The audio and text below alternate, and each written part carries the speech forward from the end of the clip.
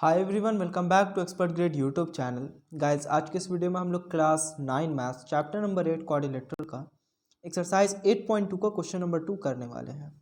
So guys, question number 1 तक हम लोग प्रीवियस लेक्चर में कर चुके हैं। जो लोग नहीं देखे प्लीज़ जा करके देखिए, क्योंकि क्वेश्चन नंबर 1 जो हम किए हैं उसको हम यूज़ करेंगे इस क्वेश्चन को सॉल्व करने के लिए। ठीक है, तो क्वेश्चन नंबर 2 है हमारा, ABCD is a rhombus and PQRS are the midpoints of the side AB, BC, CD and DA respectively, then show that the quadrilateral PQRS is a rectangle। ठीक है, कहता है क्वेश्चन में कि ABCD जो है वो एक रोम्बस है जिसमें कि PQRS जो है वो मिड पॉइंट है साइड AB, BC, CD और DA का। ठीक है, ये जो पॉइंट P है, पॉइंट Q है, R है और S है, ये सारा क्या है? मिड पॉइंट है। P है मिड पॉइंट AB का, Q है मिड पॉइंट BC का, R है मिड पॉइंट CD का और S है मिड पॉइंट AD का। तो हमको प्रूफ करने बोलता है ये जो क्वाड्रिलेटरल, इनर क्वाड्रिलेटरल जो है PQRS जो है वो एक रेक्टेंगल होगा। देखिए, रेक्टेंगल प्रूफ करने से पहले हम इसको क्या प्रूफ करेंगे? पैरेललोग्राम प्रूफ करेंगे। ठीक है, जब अगर पैरेललोग्राम हम इसको प्रूफ कर लेते हो तो मेरा आधा काम हो जाएगा। ठीक है, कैसे? पैरेललोग्राम का अगर हम एक एंगल 90 दिखा देंगे तो उसी को तो हम रेक्टेंगल बोलते हैं ना। तो सबसे पहले हम इसको PQRS को हम पैरेललोग्राम प्रूफ करेंगे। पैरेललोग्राम प्रूफ करने के बाद कोई भी दो एंगल को, कोई भी दो इसका कंसेक्यूटिव एंगल्स को हमको इक्वल दिखाना होगा। ठीक है, स्ट्रैटेजी हम बता रहे हैं किस तरीके से हम इसको प्रूफ करेंगे। कंसेक्यूटिव एंगल्स यानी दो लगातार एंगल। मान लीजिए हम ये दो लगातार एंगल को इक्वल दिखाएंगे, पहला ये एंगल, पहला ये एंगल। ये दो एंगल को लगातार दिखाने का मतलब काहे हम इसको इक्वल दिखाएंगे? सबसे पहले देखिए, ये पैरेललोग्राम हम प्रूफ कर चुके होंगे। पैरेललोग्राम प्रूफ करने की वजह से इसका अपोजिट साइड पैरेलल होगा। अपोजिट साइड पैरेलल होने की वजह से ये दोनों एंगल का सम 180 डिग्री होगा और 180 डिग्री होगा ये दोनों का सम, और ये दोनों एंगल इक्वल होगा तो ईच एंगल का मेजर 90 होगा। ठीक है, अब इसी तरीके से हम इसको प्रूफ करने वाले। सबसे पहले हम इसको पैरेललोग्राम प्रूफ करेंगे। पैरेललोग्राम किस तरीके से प्रूफ करेंगे? मिड पॉइंट थ्योरम को यूज करके। ट्राइंगल ADC में S and R are the midpoint of side AD and DC, तो इसका मतलब SR parallel to AC and SR is equals to half of AC। ठीक है, इन ट्राइंगल ADC स्टार्ट करते हैं हम यहाँ से। In triangle ADC, triangle ADC में लिखेंगे S and R are the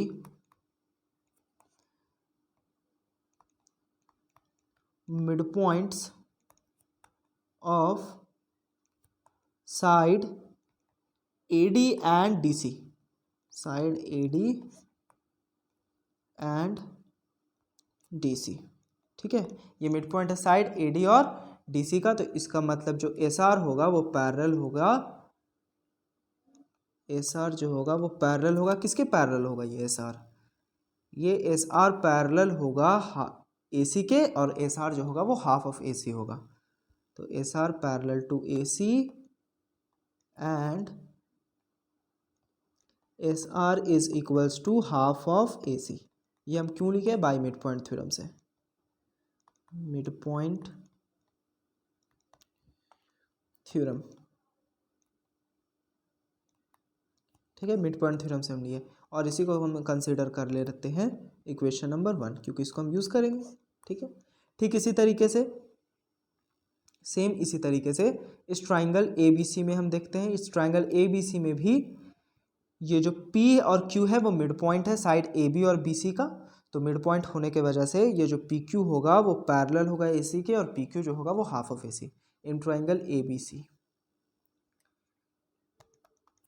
now in triangle ABC, triangle ABC में P and Q are the midpoint of side, कौन कौन से साइड का मिड पॉइंट है? AB और BC। Mid point of side AB and BC, AB और BC का ये मिड पॉइंट है, तो इसका मतलब ये जो PQ होगा, therefore PQ is parallel to AC and PQ is equals to half of AC। ठीक है, ये इसका रीज़न क्या लिख देंगे हम, यही same reason bye mid point theorem, इसको हम कंसीडर कर लेते हैं इक्वेशन नंबर 2। अब देखिए इक्वेशन 1 और 2 से हमको क्या मिलता है, एस आर जो है वो ए सी के पैरेलल है और एस आर जो है हाफ ऑफ ए सी है। ठीक उसी तरीके से पी क्यू जो है वो ए सी के पैरेलल है और पी क्यू जो है वो हाफ ऑफ ए सी है। तो इसका मतलब एस आर जो होगा वो पी क्यू के पैरेलल भी होगा और एस आर जो होगा वो पी क्यू के इक्वल होगा, क्योंकि दोनों का आर एच एस इक्वल है। ठीक है, तो from equation 1 and 2, equation 1 and 2 से हमको क्या मिला, वी गेट, इक्वेशन 1 और 2 से हमको क्या मिला, एस आर जो होगा वो पैरेलल हो जाएगा पी क्यू के, क्योंकि दोनों में दोनों ए सी के पैरेलल है, तो इसका मतलब दोनों आपस में भी पैरेलल होगा। और इस कंडीशन में दोनों का आर एच एस इक्वल है, दोनों का R H S half of A C है, दोनों का एल एच एस इक्वल होगा, तो S R is equals to P Q. अब देखिए किसी भी क्वाड्रिलेटरल का अपोजिट साइड पैरेलल और इक्वल हो रहा है, कौन सा क्वाड्रिलेटरल का हो रहा है, देखिए इस quadrilateral P Q R S का अपोजिट साइड आर एस और पी क्यू, ये दोनों अपोजिट साइड है, ये पैरेलल भी हो रहे हैं और इक्वल भी हो रहे हैं। ठीक है, तो इसका मतलब P Q R S is a parallelogram. ठीक है, ये पैरेलल भी हो रहा है और इक्वल भी हो रहा है, तो therefore P Q R S is a parallelogram. इसका रीजन में हम क्या देंगे यहाँ पे, opposite side are parallel and equal, opposite side जो था वो पैरेलल भी है और इक्वल भी है। ठीक है, P Q R S parallelogram proof हो गया, आधा काम यहीं पे खत्म होता है। अब हमको इसको इस पैरेललोग्राम को हमको रेक्टेंगल में प्रूफ करना है, डायरेक्ट क्वाड्रिलेटरल को रेक्टेंगल में नहीं।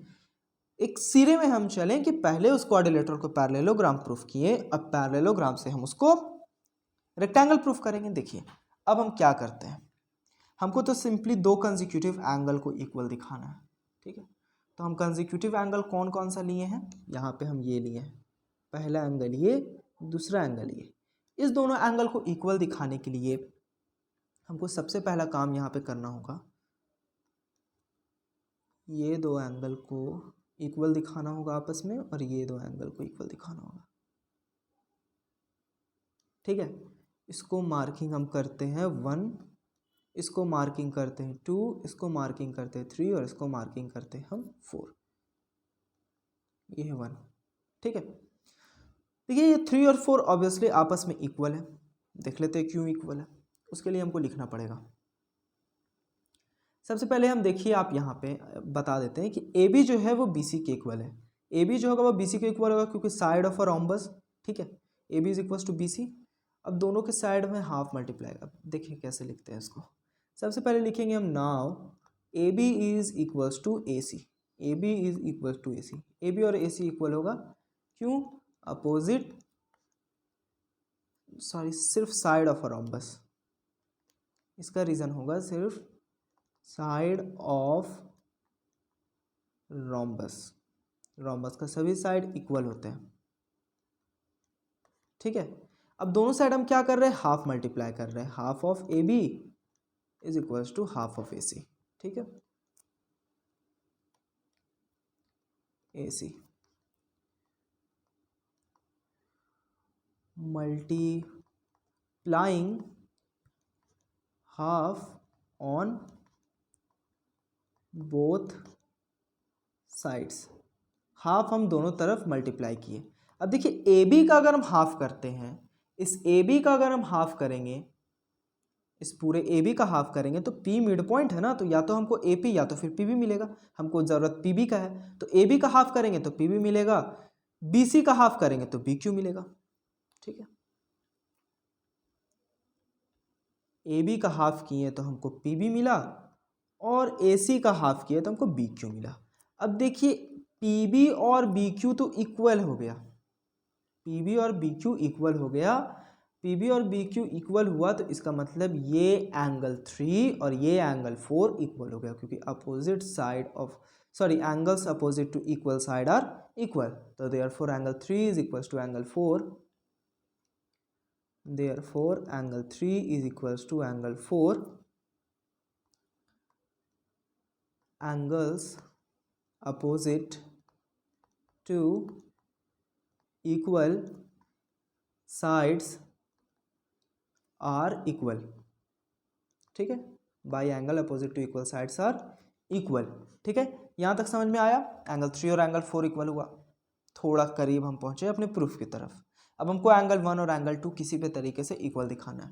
एंगल 1 और एंगल 2 इक्वल दिखाने के लिए हम दो ट्राइंगल को कॉन्ग्रुएंट करेंगे। वो दो ट्राइंगल है ट्राइंगल PAS, ट्राइंगल या फिर PAS या फिर APS। ट्राइंगल APS को और ट्राइंगल CQR को, ये दो ट्राइंगल को हम कॉन्ग्रुएंट करेंगे। कॉन्ग्रुएंट बहुत इजी वे में होगा, क्योंकि देखिए AP जो होगा वो QC के इक्वल होगा, क्योंकि हाफ ऑफ, ये हाफ पार्ट है किसका, AB का, तो ये दोनों इक्वल होगा। और AB और BC इक्वल है तो उसका हाफ पार्ट भी तो इक्वल होगा, तो ये AP और CQ इक्वल होगा। ठीक उसी तरीके से AS और RC इक्वल होगा, दो साइड। और तीसरा PS और RQ तो इक्वल होगा ही ना, क्योंकि PQRS तो पैरेललोग्राम हो गया। तो ये दोनों ट्राइंगल को हम कॉन्ग्रुएंट करेंगे, ट्राइंगल APS और triangle CQR। In triangle APS and triangle CQR, ये दोनों ट्राइंगलों को हम कॉन्ग्रुएंट करने वाले हैं। तो ये जो AP होगा वो जो होगा CQ के इक्वल होगा। क्यों इक्वल होगा, हाफ ऑफ, ये half JLVS halves of side, sorry halves of equal side लिखेंगे, equal side AB and AB comma BC। ये हाफ है इक्वल साइड AB और BC का। ठीक उसी तरीके से AS जो होगा वो होगा CR के इक्वल, AS जो होगा वो CR के इक्वल। सेम यही रीज़न हम लिखेंगे, हाफ्स ऑफ इक्वल साइड, और इस बार साइड हम सिर्फ चेंज करेंगे AD और CD। ठीक है, और उसके और जो है तीसरा जो होगा वो PS जो होगा, तीसरा PS और QR इक्वल होगा।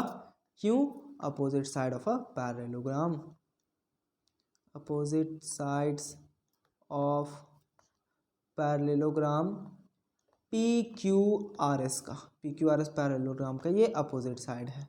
ठीक है, PS और QR। ठीक है, तीन रीजन हमको मिला। तो therefore triangle APS is congruent to triangle CQR, ये दोनों कॉन्ग्रुएंट हुआ बाई SSS क्राइटेरिया से। तो therefore angle 1 is equals to angle 2 हो गया बाई CP/CT से। ठीक है, एंगल 1 और एंगल 2 इक्वल हो गया। ठीक है, अब जो जो हम इसको माने थे इसको हम लेट कर कंसिडर करते हैं इक्वेशन नंबर 3, और इसको हम कंसिडर करते हैं इक्वेशन नंबर 4, क्योंकि हम इसको यूज़ करेंगे। ठीक है, अब यहाँ तक हो गया, एंगल 1 और एंगल 2 इक्वल हो गया, और एंगल 3 और एंगल 4 भी इक्वल हो गया। अब देखिए, इसको हम मानते हैं 5 और इसको मानते हैं हम 6। ठीक है, इसको 5 और इसको 6। अब देखिए यहाँ पे देखने वाली बात ये है कि एंगल 1, 5 और 3 तीनों एक स्ट्रेट लाइन में, तो तीनों का सम 180 डिग्री, और ये भी एक स्ट्रेट लाइन में, तो 4 + 6 + 2 इज इक्वल टू 180 डिग्री। ठीक है, तो हम ये चीज़ लिख लेते हैं। Now angle 1 + angle 5 + angle 3, now angle 1 + angle 5 + angle 3 is equals to 180 degree, 180 degree. क्यों, angles in a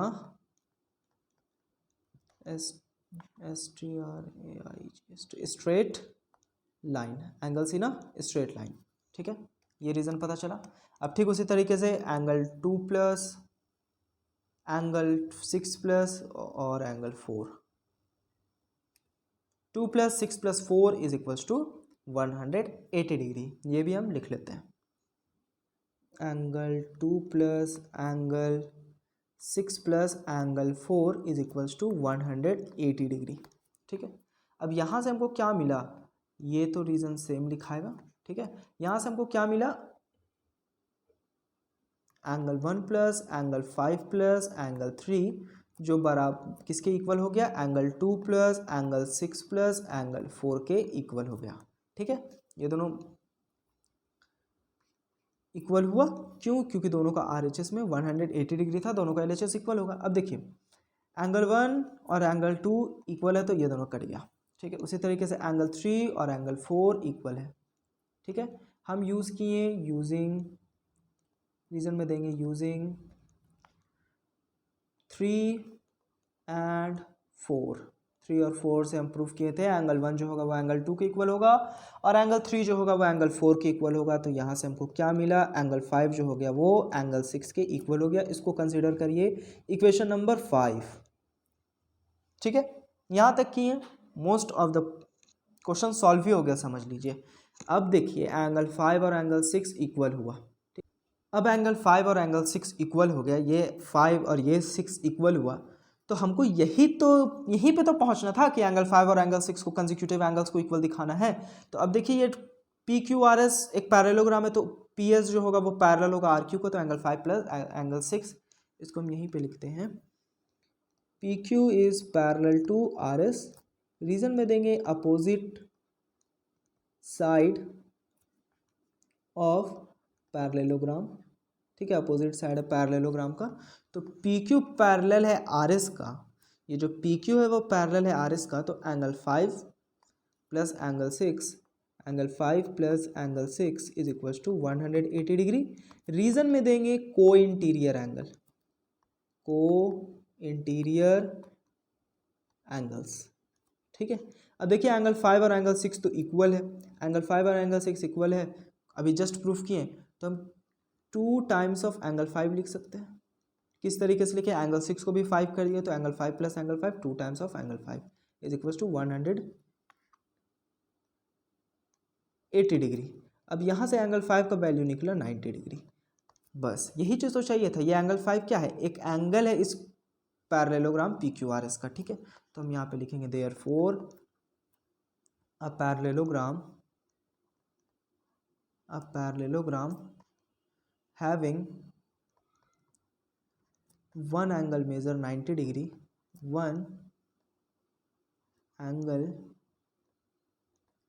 measure 90 degree, so therefore PQRS is a rectangle। बस यही चीज़ हमको प्रूफ करना था, ये हो गया प्रूफ। तो होप गाइस आप लोगों को आज का जो क्वेश्चन था वो समझ में आ गया होगा। प्लीज़ एक बार खुद से इसको प्रैक्टिस करिए, नहीं बनता है तो फिर वीडियो देखिए, वीडियो देख के समझिए और फिर से खुद से बनाइए, ठीक है। और जैसे हम बताते जाते हैं साथ साथ भी बनाने का आप कोशिश करते जाइए, ठीक है। तो उस हिसाब से आप लोगों का थोड़ा क्लियर होते जाएगा, ज़्यादा अच्छे से क्लियर होगा कि क्वेश्चन किस तरीके से सॉल्व होते जा रहा है, ठीक है। एक ये पकड़िए, टोन पकड़िए कि किस तरीके से ये सॉल्व हो रहा है, ठीक है। उससे क्या होगा ना कि आप लोगों को अगर कोई भी क्वेश्चन अगर आता है तो उस पर आप एकदम 100% आपको कमांड रहेगा और उससे आप आराम से सॉल्व कर लीजिएगा, ठीक है। सो अगर कहीं पे भी डाउट हुआ होगा आज का क्वेश्चन में तो प्लीज़ कमेंट बॉक्स में लिख दीजिएगा। अगर वीडियो पसंद आया तो प्लीज़ लाइक करिए, फ्रेंड्स के साथ ज़्यादा से ज़्यादा शेयर करिए। So thank you for watching guys, see you again next time, तब तक के लिए कीप